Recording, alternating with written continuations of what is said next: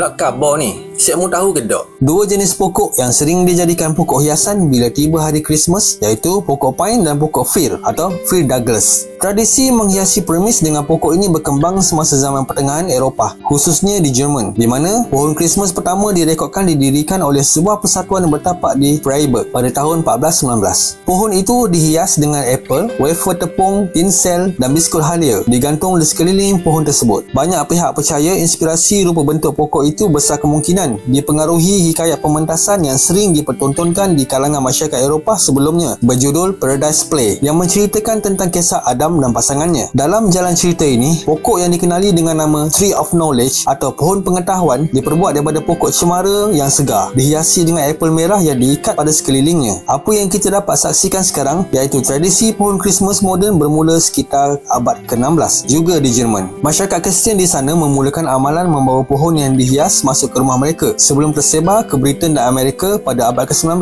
ekoran kedatangan pendatang Jerman ke sana. Di Britain khasnya, keluarga diraja Britain dikatakan menjadi pengasas kepada populariti budaya Jerman ini di sana. Suami Ratu Victoria iaitu Putera Albert yang berasal dari Jerman dikatakan memperkenalkan budaya menghiasi istana dengan sebatang pokok segar yang akhirnya menjadi ikutan. Seiring masa dan penambahbaikan teknologi, hiasan pokok Christmas kini menjadi lebih kompleks. Buah apel segar kini digantikan dengan hiasan kaca berbentuk bulat. Dengan terciptanya elektrik, penggunaan lilin mula digantikan dengan lampu-lampu hiasan yang boleh dinyalakan sepanjang perayaan berlangsung. Kepada orang Islam, kita tidak dibenarkan meniru budaya ini menurut beberapa tokoh agamawan.